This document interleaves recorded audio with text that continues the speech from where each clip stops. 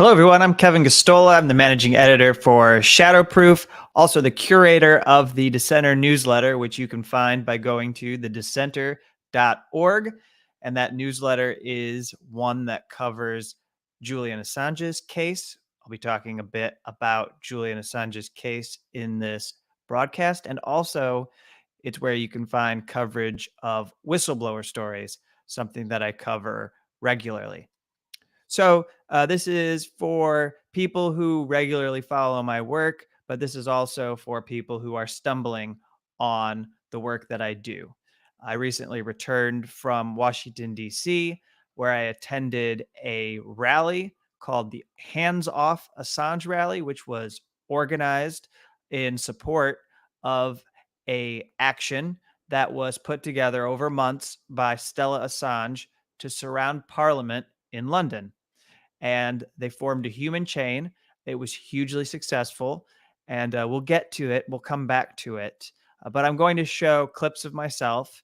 And before you accuse me of any navel gazing or just trying to engage in some kind of egotism, I'm doing this for people who follow and genuinely care about the journalism that I do. And I just want to show them what I was up to this past weekend, because I left my apartment and I showed up in public, and I want to put these clips out there and make them available for people who care about the journalism that I do on a regular basis.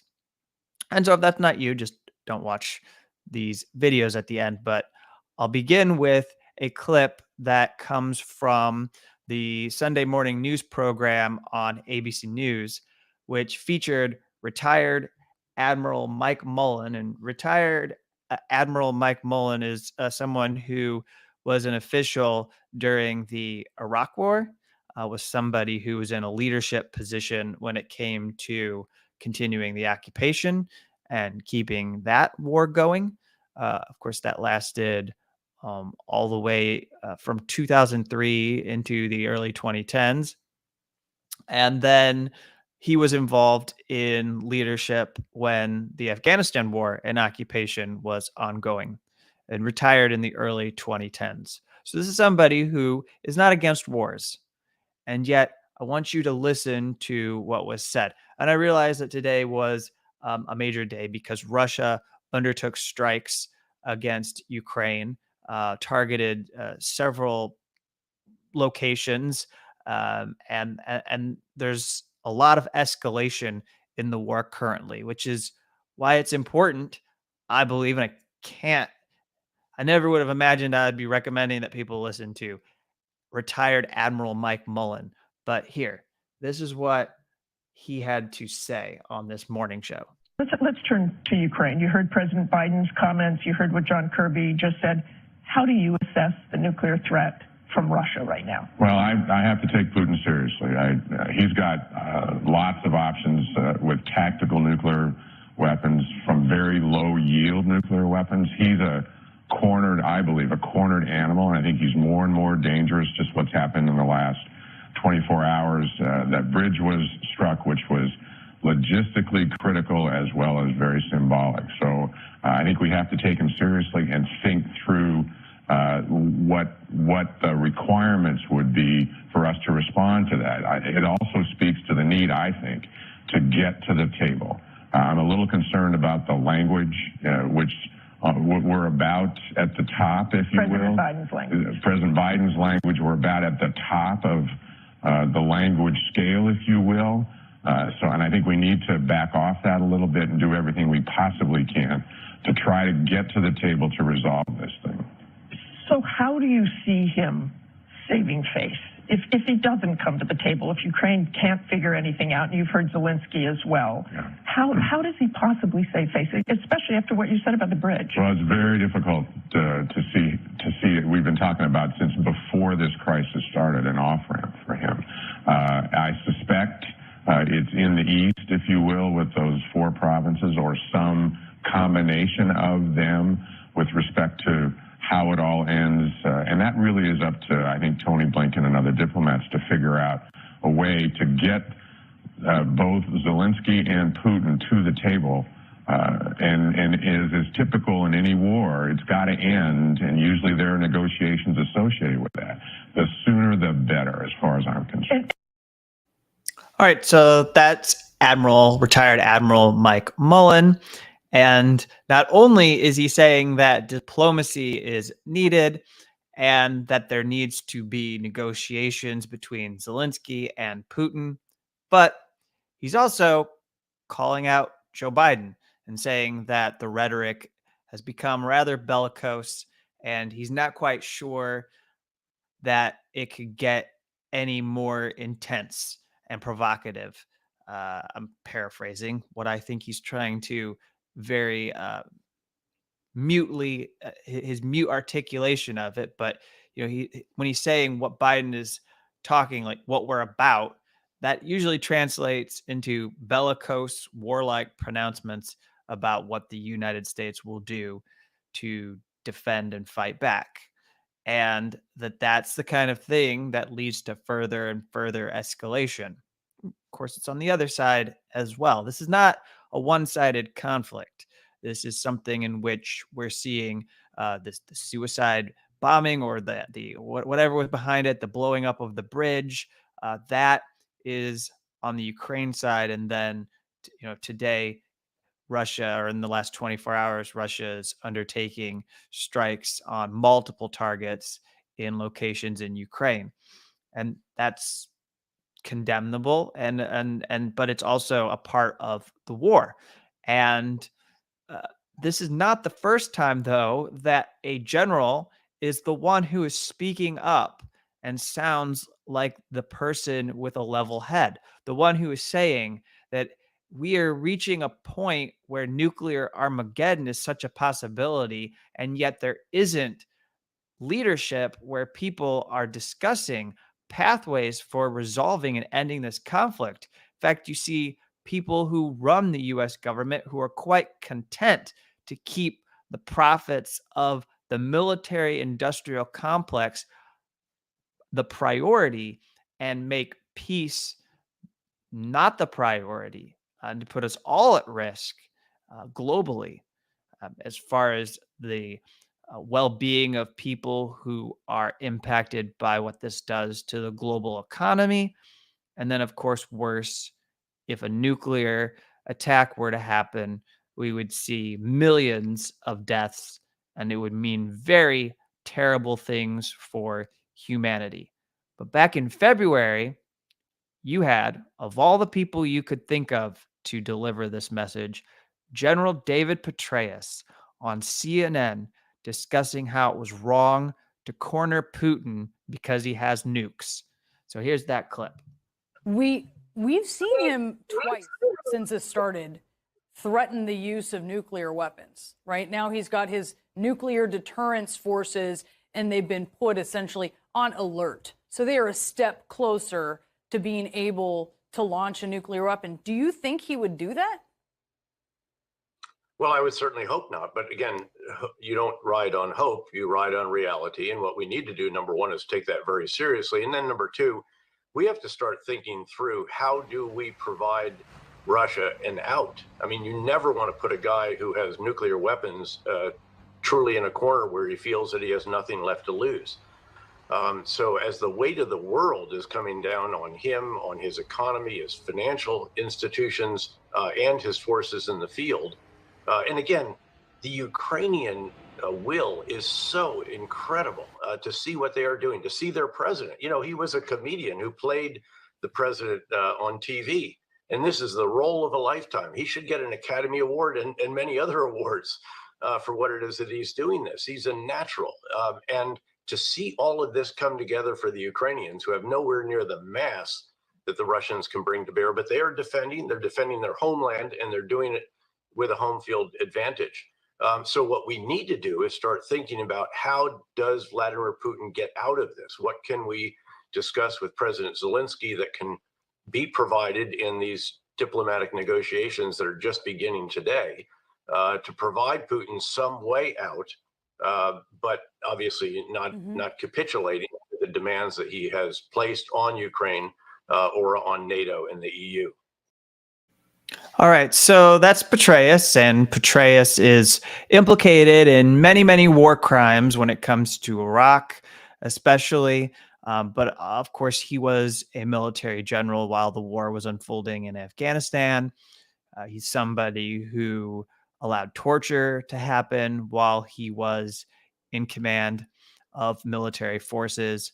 But yet again, much like Mullen, here he is, but many months ago and early when it looked like there was a possibility for diplomatic negotiations. We have some reporting that strongly points to Boris Johnson, when he was prime minister, going to Ukraine and telling the leadership, including Zelensky, not to accept a deal that would have compromised Ukraine's position and actually even ended the war. But there was a stronger demand. There were stronger demands that the U.S. government wanted to be forced upon Russia, and also, they wanted the war to keep going because this isn't just about the safety and security of Ukraine. It's also about using Ukraine as a proxy for challenging Russia, creating this battlefield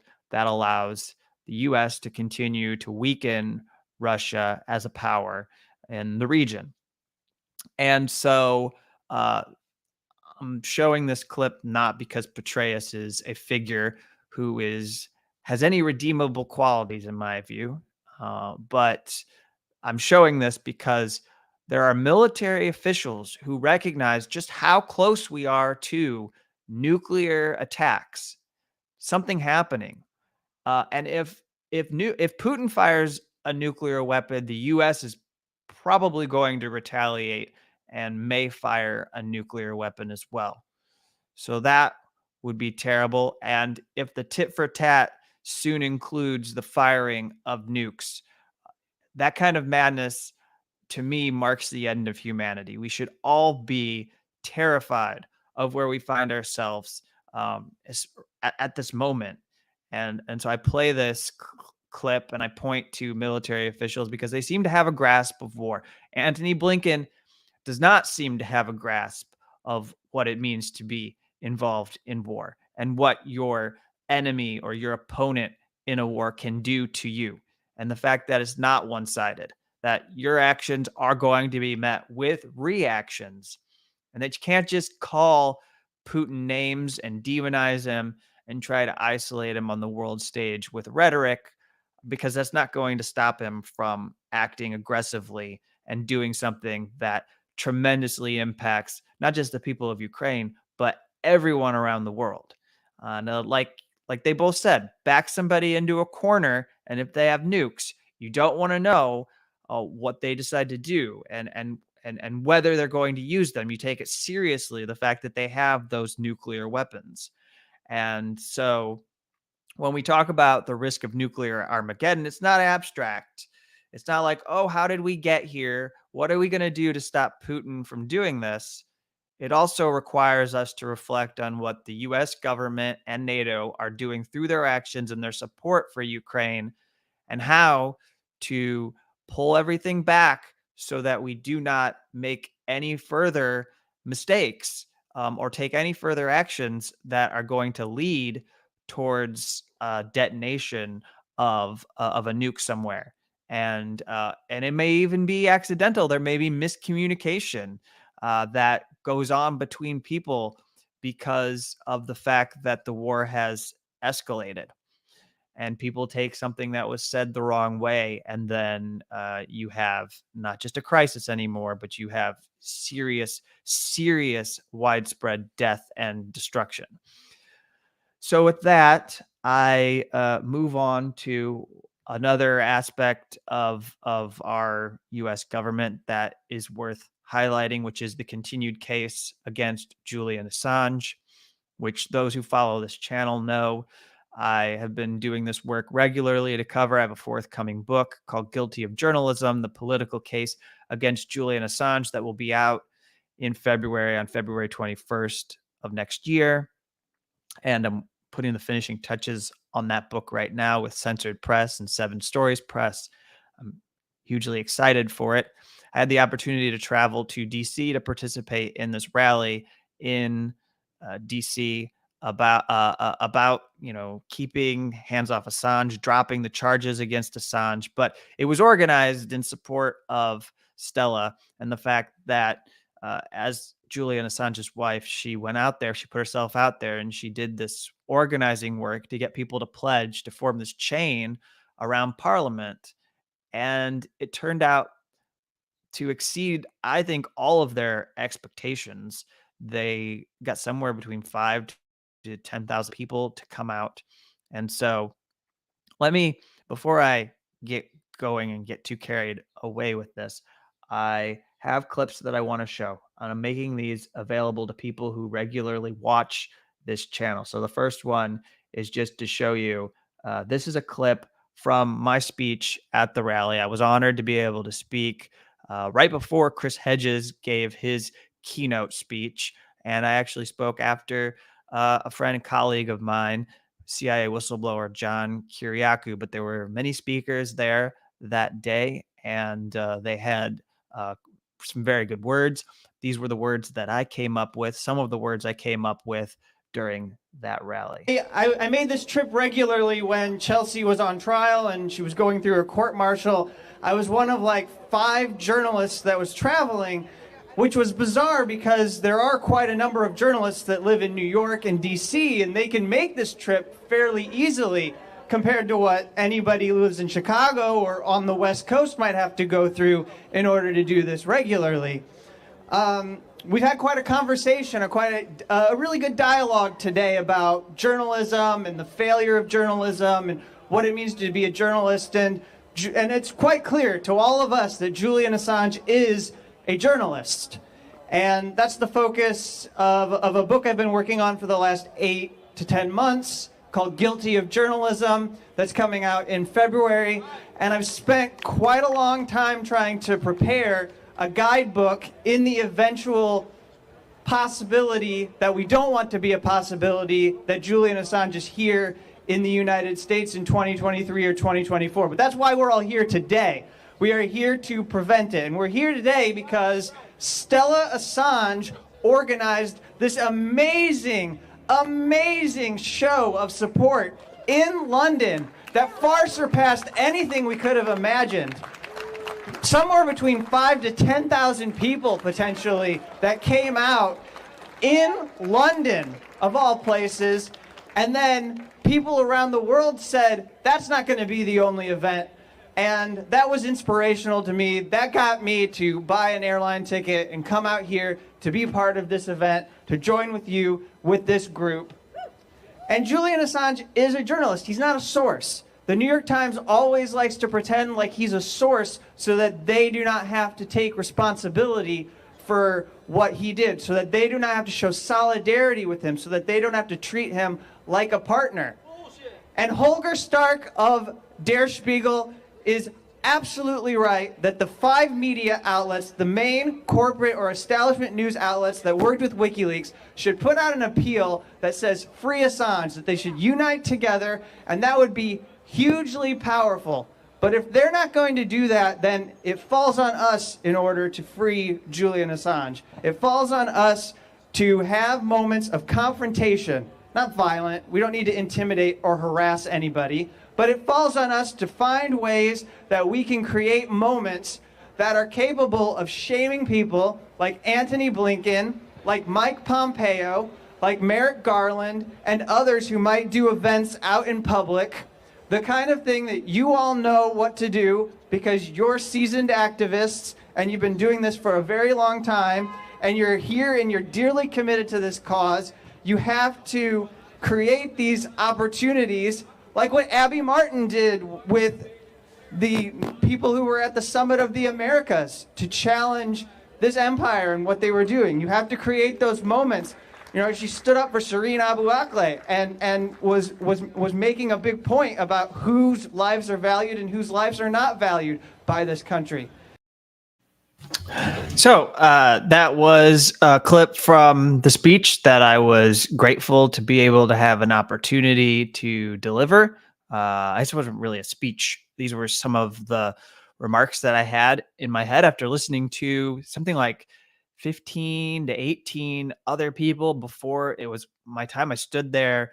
It was a beautiful day in DC. It was an October autumn day, and the temperature was, lukewarm, jacket weather, but sunshine was out and had really good conditions. What we did before the rally was get together, and the organizers had a yellow ribbon that had Free Assange printed repeatedly on the ribbon. It was, I don't know, 100 to maybe 200 feet, 300. I don't actually know how long it was, but it was long enough that like well over 100 people could carry it around the block, the block area where the Justice Department building is located. And they walked this around the building on the street, like just off the sidewalk, and people, including the speakers, they carried it. I didn't, because I wanted to take photos and video that I could share with everyone. And so I followed the march around, and I played my role as press. And then when we got back to the rally spot, everyone gathered around people who could come up and deliver some speeches. And that went on for over 2 hours. And everyone had some tremendous contributions. There are a few people who I was really pleased to be able to be introduced to who I had not known before, like Reverend Annie Chambers, who is a Black civil rights activist, a long time, who spoke in support of Julian Assange, like Marsha Coleman Adebayo, who is an EPA whistleblower, a Black whistleblower, someone who I was pleased to see there to speak and lend her support to Julian Assange. And then also there was a person from Haiti Liberté, this newspaper, which was a partner on the cables, who worked on the Haiti cables and published them in their newspaper. They were a partner with WikiLeaks. And I think his name is Berthany DuPont.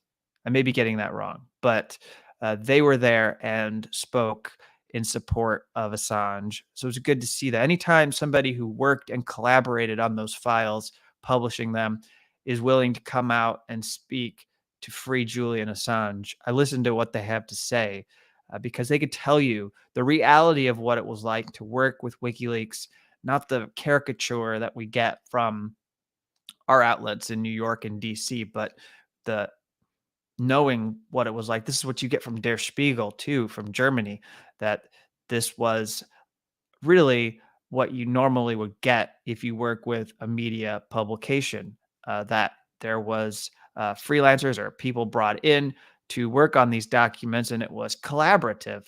There wasn't a lot of friction. The friction that we know about comes from people who have now proven themselves to be not on the good side of this case all the time. They waffle in between supporting Assange and attacking Assange, and they aren't the most principled individuals. I'm speaking about The Guardian and the New York Times in their partnership with WikiLeaks. But anyways, enough of that. The other thing I want to show is this clip, just to give a boost to Sabby Sabs, who I was able to meet at the rally. And I'd never met Sabby before. And she does some really good stuff on YouTube. Her channel is pretty popular, and she was invited to speak just like myself. And at the end of the rally, she went over to the press tent and she was interviewing some people. I did an interview with Sabby. I'm going to show that interview here and give you all a chance to watch it. So here we go.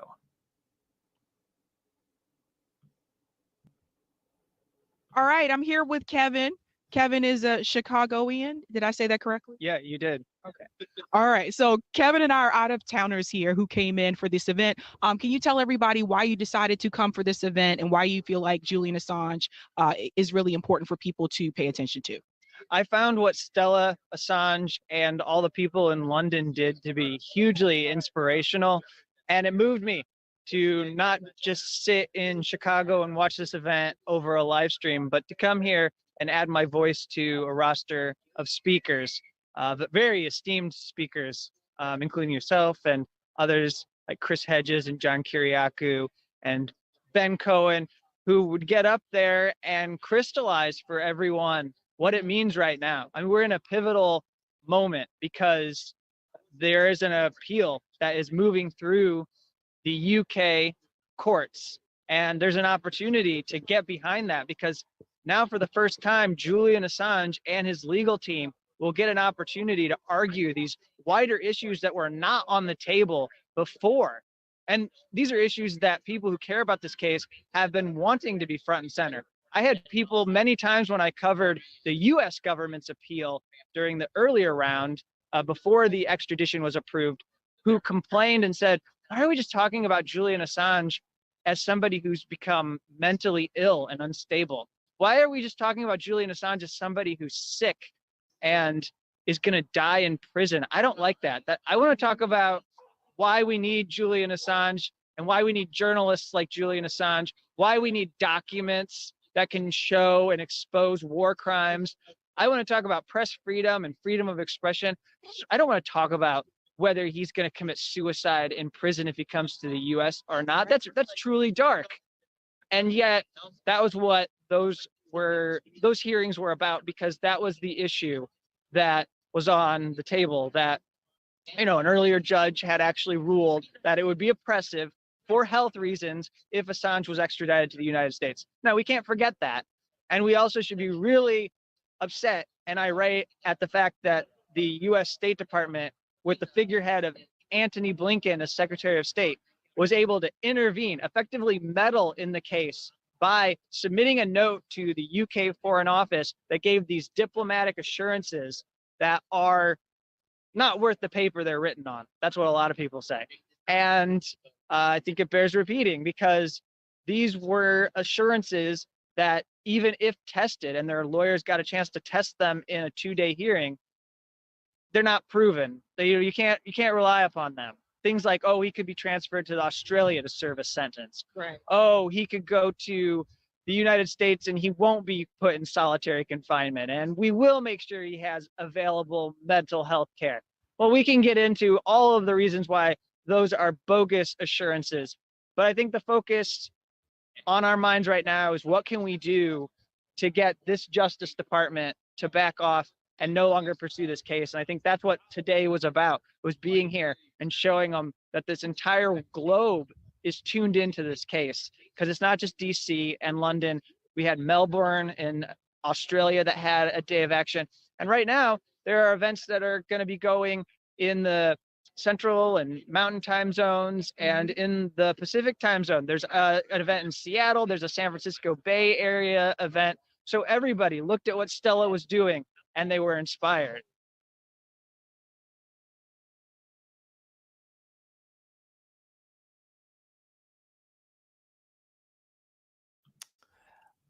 Okay, so there are those clips of me in DC at the rally. And I put that out there for people who follow my work, just so you can see that I'm not just laying on a couch watching sports or my favorite television show. All right. And I have a couple of things to say about these types of rallies. And people ask me, was that a good rally? What do you think about it? And how do we compare it to other actions when it comes to Assange organizing? And I'm not an activist, but having participated, I was very clear about how this was something to support the surrounding of Parliament. And it was a satellite action. It wasn't really its own action. We didn't have the same thing going on in DC, where people signed up and pledged to do something to wrap around the Justice Department. That could be done in the future. That could be done. And it may be necessary for activists to organize something like that, especially if his extradition turns out to be imminent. Right now, it is not necessarily a foregone conclusion because there is an appeal. And I think that might have something to do with the lower number of people that turn out. There were quite a few more people at this demonstration for Assange than there were previous events. That's my understanding. And people said, and we're very open about the fact that when they've had actions at the Justice Department so far, it's mostly been 20, 30 people, the same 5 or 6 speakers who they've seen at every demonstration get up and talk. And then it's over after a little bit. But this one, there were hundreds of people and it filled the entire corner. And there's lots of engagement. And as I said, there were like 20 speakers, and these were prominent people who deserve to be recognized. And it's very fortunate. We're very fortunate that they're lending their voices to supporting Julian Assange, especially if you care about this issue of freedom of the press and where this fits into this larger war on journalism. And then obviously that is connected to the war on whistleblowers and the war on information, to have access to documents that show us what our governments are doing. And I think the distance might have something to do with why there aren't a lot more people who come out in the US to support Julian Assange. Yes, obviously, there is the propaganda out there, the attacks that have been issued against Julian Assange. But let's be mindful of something that a lot of people don't really know. And I mentioned this at some point in my speech, that nearly 50%, according to a recent poll from Morning Consult, they asked 1,000 adults in the United States if they knew Julian Assange, and nearly 50% said they did not know who Julian Assange is. Not that they hate Julian Assange, not that they don't like Julian Assange, but that they don't know who he is. And if they don't know who he is, then they don't know that he's prosecuted. And if they don't know who Julian Assange is, then they can't get angry if the US government is prosecuting him. And they also aren't necessarily going to be telling everyone why Julian Assange should be prosecuted. So the lack of engagement, the ignorance or the apathy, although they're not really apathetic if they don't know about it, this benefits the Justice Department, because now it's just the other half of the US population.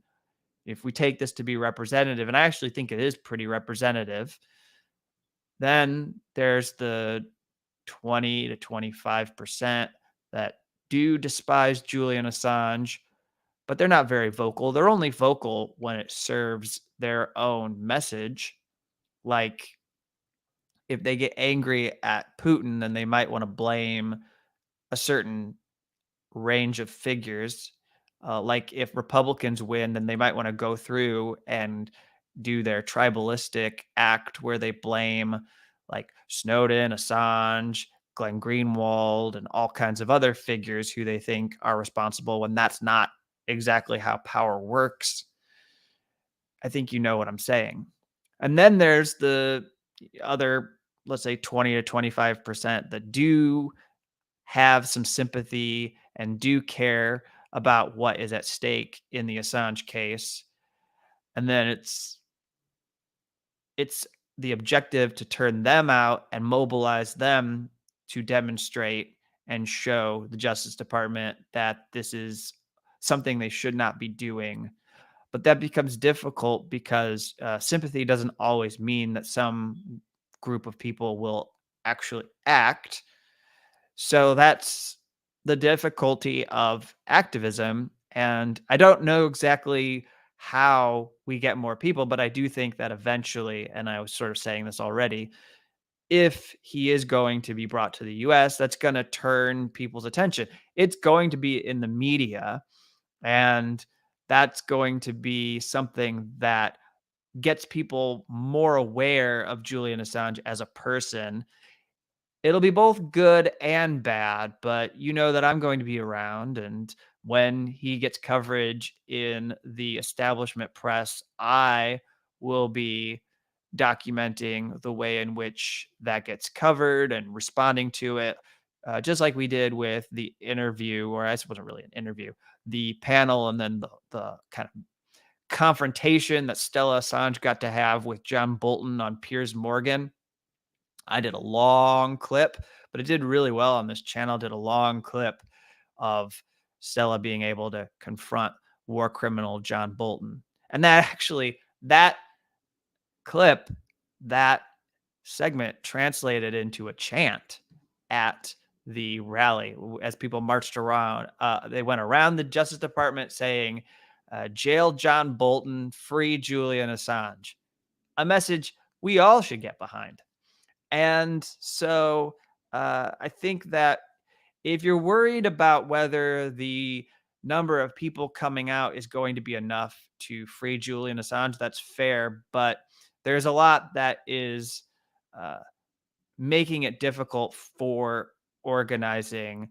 And some of it has to do with the fact that it's not very real to people. I don't know that a lot of Americans really feel it yet, that this is as fragile as we try to communicate it, as I try to communicate it in my work. Those of you who are watching know that this is something that is very troubling, but the people who are not engaged in this do not understand it yet. And they probably won't get what is at risk until he is arraigned at a trial in Alexandria, Virginia, outside of Washington, D.C. So with that, I will conclude. I'll wrap with just some brief responses to some of the people who have showed up to engage in this stream. Thanking you. Go ahead and put this on the screen. London was great. Beautiful people, beautiful day. Ignore the hundreds estimates of MSM. We were thousands. Yes, you were. And what you did was beautiful. I agree. Getting so many people to come out. I also understand that there was a strike happening and still is happening. I know that this has been something that snarls people's ability to get on public transit and get to places in a timely manner. As much as I'm a supporter of labor, if you're going to support them, then you just also live in the reality where that makes transportation difficult. And yet those people still showed up. So if even less people showed up than could have shown up, you still had tremendous numbers in London who came out to surround Parliament. I'll mention that how could you not tear up seeing Gabriel in a free dad white sweater? And that's the personal element. Stella and his children make this so real. I mean, if you can't fight because you believe in some of these principles, at least look at what is happening to this family and ask yourself, how much more punishment does one person deserve? And now he has COVID and he's been put in solitary and he's in isolation because he has COVID in Belmarsh High Security Prison. And he's like one of two people accused of a nonviolent offense. This is what Declassified UK has highlighted, who was denied bail. This is not normal. This is quite political, and it's very oppressive what is being done between the US and the UK to Julian Assange. And there's even more reasons every day why it is important for us to free Julian Assange. Oh, I have a professional interest as a journalist. And then, of course, there is just the human aspect of it, that this is a person who is being deprived of time with his family. So another comment here.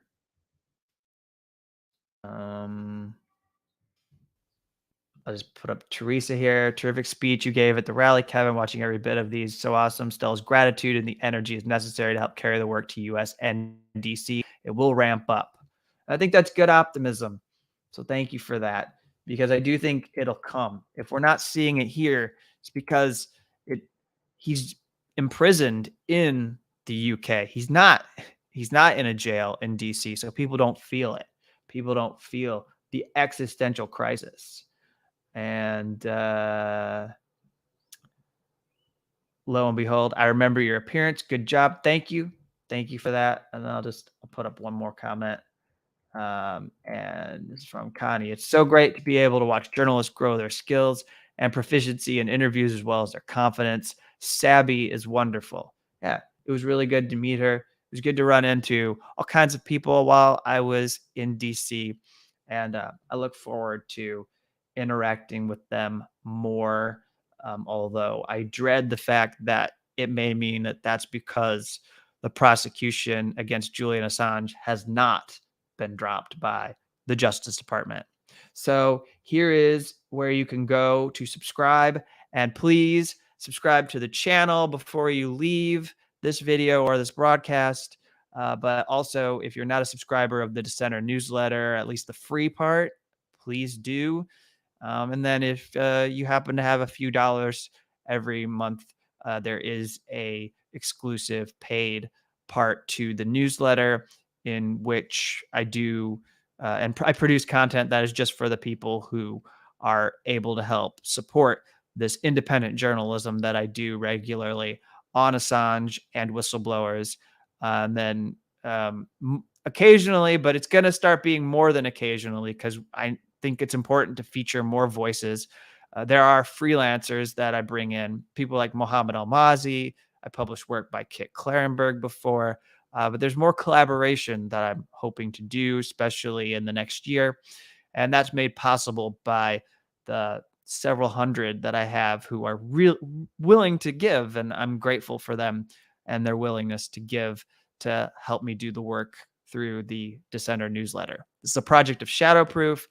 It goes along with the journalism that we do on police and prisons that is published at shadowproof.com.